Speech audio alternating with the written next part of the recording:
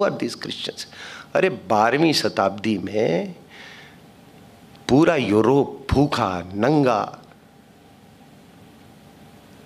Diarrhoea, dysentery, 10-10%, 20-20% population एक बार में ये हो जाते थे। आप अगर 12वीं शताब्दी के अगर यूरोप में आप चले तो आपको मालूम है दृश्य क्या होता था? दृश्य ये होता था कि कोई आदमी अंधा, किसी के चेचक के, ये टूथब्रश का कोई सवाल ही नहीं था उस समय, उठा ही नहीं, दातुन तो होता ही नहीं था वहां, ठीक है। फिल्थ, स्कॉलर,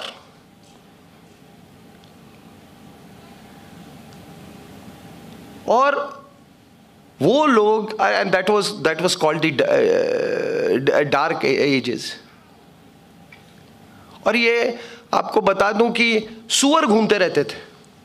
फ्रांस में ऐसा हुआ कि एक कोई प्रिंस था, इतने सुअर घूमते थे कि एक his horse stumbled on A pig and he died. वो उसकी मृत्यु हो गई। अब रॉयल्टी ने बैन कर दिया पिग्स को। फिर बड़ा हंगामा हुआ भाई कि नहीं ये क्या बैन आपने करा। जानते हैं सबसे ज्यादा हंगामा करने वाले में कौन था? चर्च, क्योंकि चर्च सबसे ज्यादा मात्रा में सुअर पालता था। दिस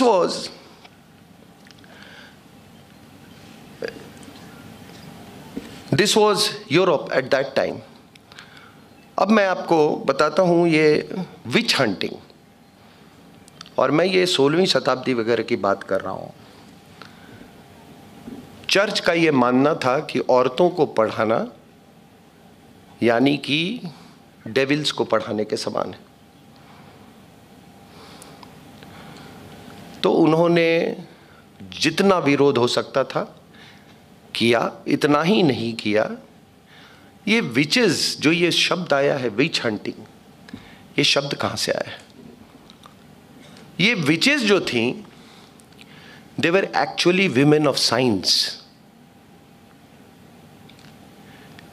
जो जिस तरह का भी उस समय मेडिकल प्रोफेशन रहा होगा, exclusively it was handled by women. औरतें इस प्रोफेशन में थी। यहां तक कहा जाता है कि वो सर्जरी भी करती थी। और उनको पकड़े जाने पर इतना प्रताड़ित किया जाता था कि लोग कहते हैं, ये भी कहा जाता है कि उस पीड़ा से बचने के लिए उन्होंने एनेस्थीसिया का आविष्कार किया था, वन ऑफ द थ्योरीज। और फ्रांसिस I के टाइम में, 16th सेंचुरी में, आप बिलीव नहीं करोगे, उसके रूल में 1 लाख महिलाओं को जिंदा जला दिया गया था, ये विच हंटिंग के नाम पे। और ये कब हो रहा था? ये उस समय हो रहा था जबकि आपके यहाँ ये मिशनरी यहाँ आके और आपको ये ज्ञान दे रहे थे और सती प्रथा के खिलाफ पता नहीं क्या क्या वो कर रहे थे।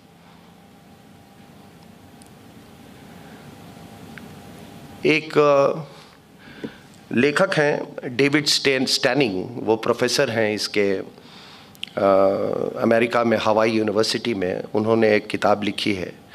उन्होंने लिखा है कि यूरोप का इतना बुरा हाल था कि सड़कें गंदी, दोनों तरफ पानी से भरे हुए डिचेस होते थे। उस डिच में मतलब ऐसी लाशें फेंकी रहती थीं। कहते हैं कि बीमारी तो इतना, मतलब आपको ये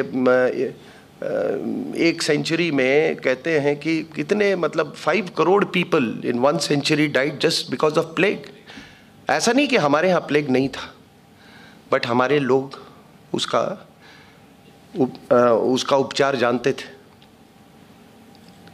तो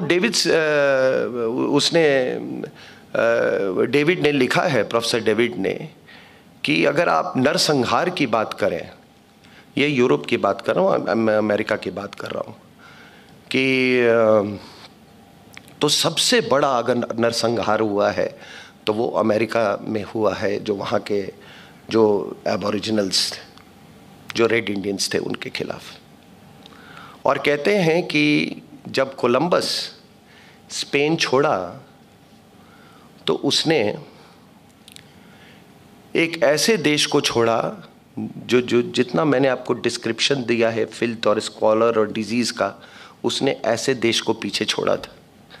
तो ये जो आपके यहाँ लोग आए, वो कॉन्विक्ट्स, क्रिमिनल्स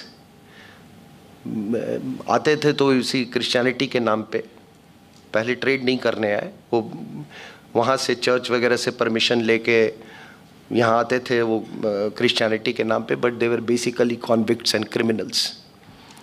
और फिर आके यहाँ पर वो उन्होंने कन्वर्जन की दुकान खोल दी। अब कन्वर्जन कैसे होता था इसका भी मैं आपको एक वो उदाहरण देता हूँ। देखिए,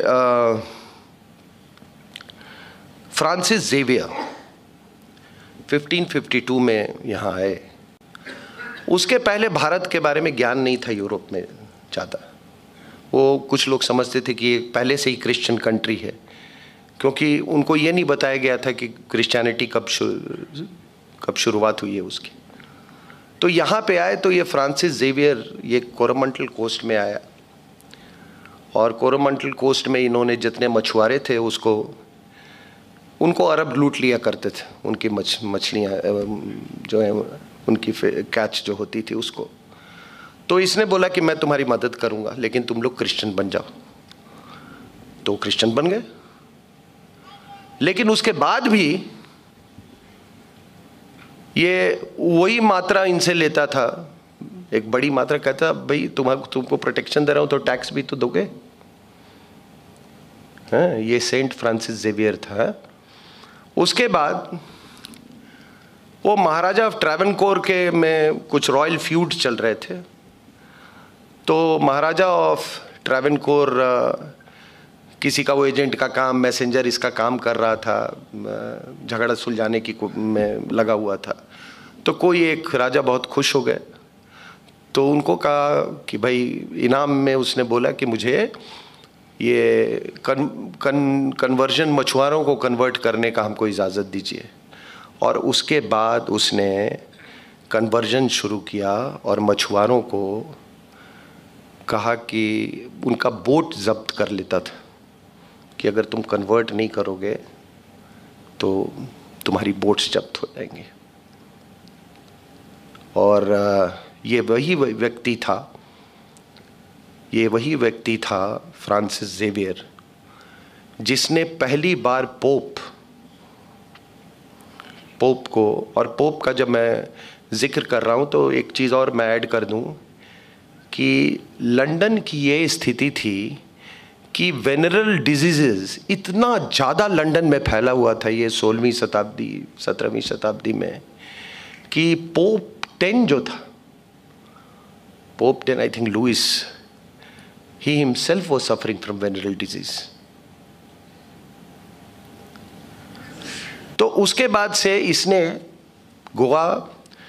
इसने पोप को लिखा कि गोवा में इंक्विजिशन कोर्ट लगाइए, इंक्विजिशन स्टैब्लिश कीजिए। इंक्विजिशन क्या था?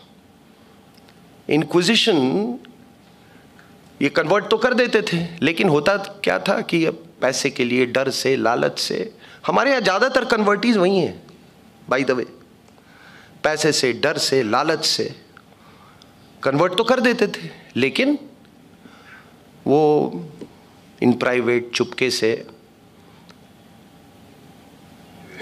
अपनी पुरानी देवी देवताओं, अपनी पुरानी पूजा पद्धति को फॉलो करते थे।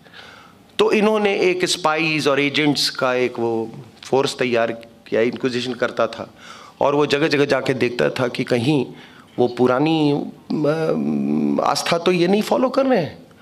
और फिर अगर वो पकड़े गए तो इतना क्रूएल पनिशमेंट था कि उसका जिक्र नहीं किया जा सकता है। ये था फ्रांसिस जेवियर। ये चला, उसके बाद चीन पहुंचा नहीं, शायद कहीं मर गया रास्ते में। यहाँ मलेशिया में उसकी बॉडी 2 साल रही। 2 साल के बाद भाई एक हल्ला किया इन्होंने, अरे उसकी बॉडी तो वहाँ एक्सह्यूम हुई है और बिल्कुल फ्रेश है उसकी बॉडी, और उसको लाके यहाँ पे गोवा में रखा गया।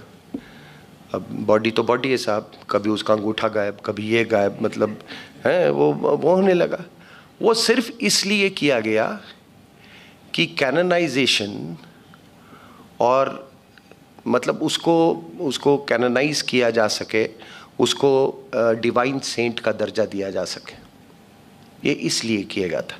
अब मेरा सवाल ये है कि किसी को कैननाइज करना, कोई कैननाइज हो रहा है, कोई बेटिफाई हो रहा है, हमको उससे क्या लेना देना है? हमको उससे, हिंदुस्तानियों को क्या मतलब है? आप बताइए, पोप अपना वेटिकन में जो भी करे वो। लेकिन ये जो प्रवृत्ति जो है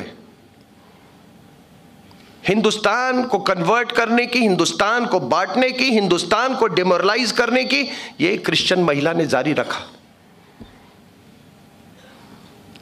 जो सुपर प्राइम मिनिस्टर थी, इसने क्या किया? इसने जैन्स को स्पेशल माइनॉरिटी स्टेटस देने की कोशिश की ताकि वो उनको हिंदू समाज से अलग किया जा सके। लिंगायत्स को अलग रिलीजन घोषित करने की कोशिश की गई। उसके बाद से आप देखिए, आपके जो शंकराचार्य हैं कांची के शंकराचार्य को इस महिला ने इसलिए जेल भिजवाया क्योंकि वो रिकन्वर्जन का एक प्रोग्राम चला रहे थे। पोप ने उनको कहा कि इस आदमी को ठिकाने पहुंचाओ, और उन पर फॉल्स मर्डर चार्ज लगाया गया। वो बरी हो गए क्योंकि उसमें दम ही नहीं था। ये तो किसी प्रेस वाले ने नहीं उछाला कि वो क्यों बरी हो गए। इसने फिर आपके यहाँ जो मुख्यमंत्री थी, इस विदेशी महिला ने आपके मुख्यमंत्री को वो इनकम टैक्स के केसेस से डरा के और वो करके उन्होंने कहा कि इसको अगर जेल नहीं जाना चाहते हो तो इनको अंदर डालिए। अरुणाचल का मुख्यमंत्री, मैं उनको जानता था, उसको इसलिए इस महिला ने वो चेंज करवाया। और अरुणाचल में एक तिरप सेक्टर है, कर्नल साहब जानते होंगे। तिरप सेक्टर इज बेसिकली वो नागा क्रिश्चियंस हैं। कोई 7 एमएलए हैं, उनका सपोर्ट, पोप के कहने पर उनका सपोर्ट विड्रॉ करवा के इसने मुख्यमंत्री बदल दिया क्योंकि वो कन्वर्जन में ज्यादा सहायक नहीं साबित हो रहा था। इस महिला ने महेंद्र कर्मा और वीसी शुक्ला